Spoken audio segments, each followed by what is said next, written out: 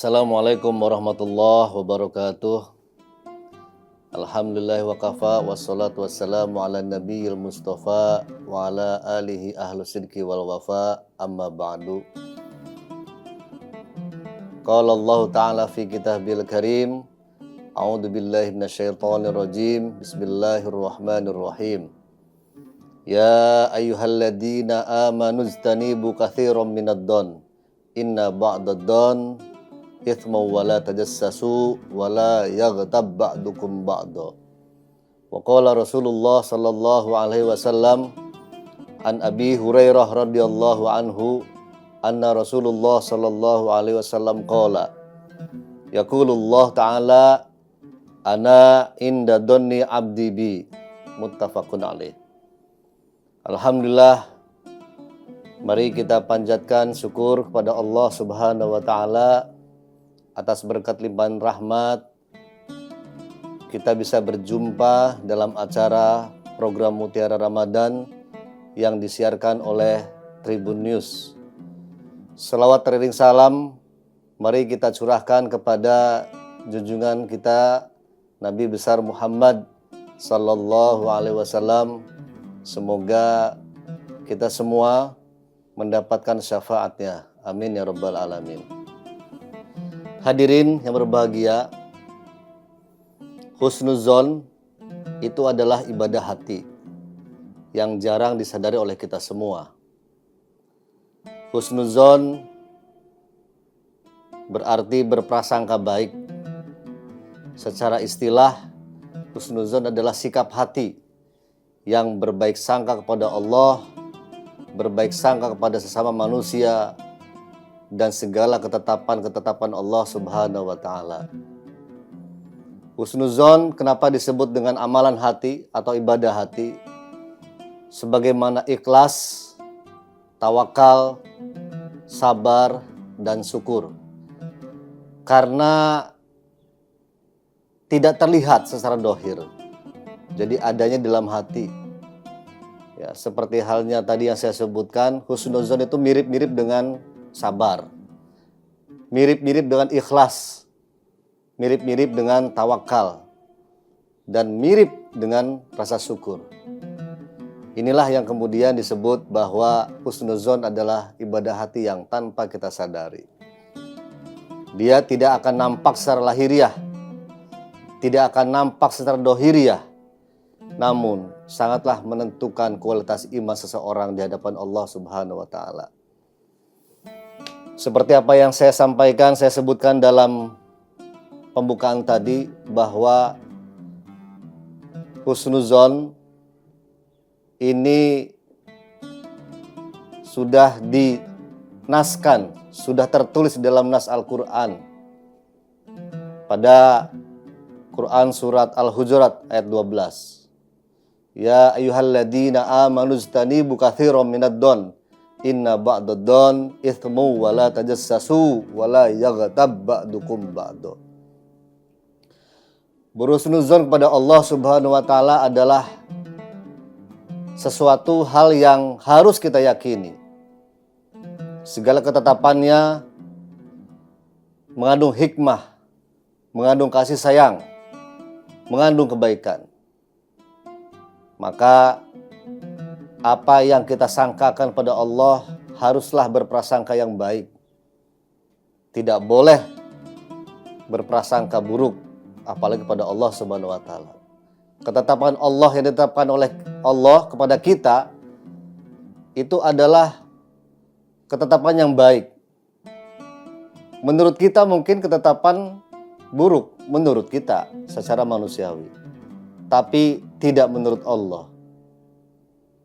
Apapun yang ditetapkan oleh Allah itu adalah baik. Ya, tidak sedikit pun Allah menetapkan sesuatu hal yang buruk. Oleh karenanya dari ayat tersebut sebagai landasan kuat orang yang beriman, orang muslim harus menjaga hati kita, menjaga dari pikiran-pikiran negatif. Kita harus optimis memandang kehidupan kita. Ya, apalagi jika misalnya ada orang yang menggosipi gitu, ya, harus tabayun dulu. Ada perkataan-perkataan orang lain yang sekiranya belum tentu benar, maka harus tabayun. Harus dilihat. Dan kita harus memandang baik, tidak boleh memandang buruk.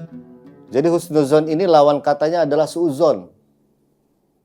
Husnuzon itu berprasangka baik, suuzon itu berprasangka buruk. Dan ini tidak boleh kita bersuuzon kepada sesama manusia, apalagi suuzon kepada Allah. Tidak boleh berprasangka buruk kepada manusia. Tidak boleh berprasangka buruk kepada Allah dan ketetapan-ketetapan yang Allah sudah tentukan. Dalam hadis Rasulullah sallallahu alaihi wasallam, ini hadis qudsi.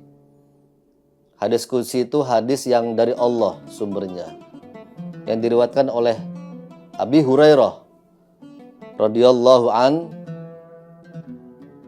Kata Rasulullah, dan Allah berfirman, ana inda dhanni abdi bi. Aku sesuai dengan prasangka hambaku kepadaku. Hadis ini menegaskan bahwa prasangka seorang hamba kepada Allah sangat menentukan bagaimana Allah memperlakukannya. Oleh karenanya, berprasangka baik itu adalah perintah, ya, perintah. Iztanibu katsiran minad-dhon. Iztanibu ini adalah fi'lun nahi. Jadi ada perintah sebagai fi'il amar, ada juga perintah sebagai fi'il nahi. Artinya apa? Perintah untuk tidak melakukan. Perintah untuk dilarang melakukan sesuatu hal karena fi'il nahi bukan fi'il amar. Kemudian Rasulullah sallallahu alaihi wasallam bersabda juga dalam hadis yang diriwayatkan oleh Imam Bukhari dan Muslim, iyyakum wad-dhanna fa inna dhanna akdabul hadis. Jauhilah prasangka, karena prasangka itu adalah sedusta-dusta perkataan. Ini juga larangan yang disampaikan, yang disabdakan oleh Rasulullah sallallahu alaihi wasallam, bahwa kita harus menjauhi prasangka, praduga yang kita tidak tahu kebenarannya. Hadis ini sangatlah penting untuk direnungkan dan dipahami, karena penyakit hati berupa prasangka buruk merupakan maksiat yang samar. Yang samar itu yang tidak kelihatan dohirnya, yang tidak kelihatan secara lahiriah, tapi ada dalam hati manusia, dan ini adalah penyakit hati. Dan terkadang diremehkan oleh manusia itu sendiri. Padahal Rasulullah Shallallahu Alaihi Wasallam menyamakan prasangka buruk yang hanya berupa pikiran dan belum diucapkan dengan ucapan itu, bahkan disamakan dengan perkataan yang paling dusta. Ya, ini baru prasangka, belum terucap dari lisan kita, masih menyangka terhadap seseorang, terhadap manusia. Kata Rasul, apa yang disangkakan dalam hati kita dan belum diucapkan dari lisan kita, ini adalah disamakan dengan perkataan yang paling dusta.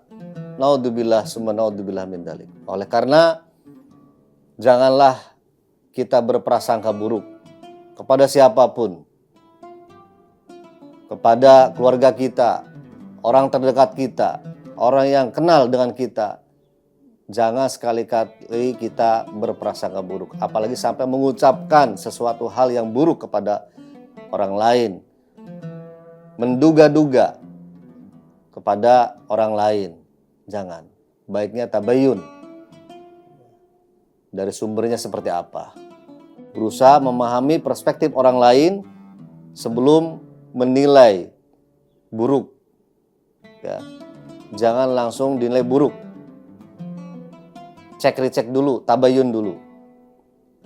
Maka tidak diperbolehkan berprasangka buruk pada orang lain dengan cara melatih empati kita pada orang lain. Ya. Tabayun, komunikasikan, ya, jangan langsung menjustifikasi, tidak boleh. Mencari sisi positif, ya, bukan negatif. Fokus pada kebaikan orang lain, bukan kesalahan atau mencari kekurangan-kekurangan mereka. Gak usah mencari-cari kekurangan orang lain, tidak usah menyalahkan orang lain. Lihat diri kita. Diri kita mungkin lebih banyak kekurangan daripada orang lain. Diri kita banyak kesalahannya dibanding orang lain. Introspeksi diri. Tidak boleh kita tuh hal menyalahkan orang lain, ya. Selalu mengorek-ngorek orang lain, padahal diri kita jauh lebih banyak kekurangannya dibanding orang lain. Berprasangka baik, ini harus kita timbulkan, harus kita tumbuhkan kepada siapapun, kepada manusia, kepada Allah, kepada tempat Allah, kita harus berprasangka baik. Mungkin itu saja yang dapat saya sampaikan. Mudah-mudahan bermanfaat.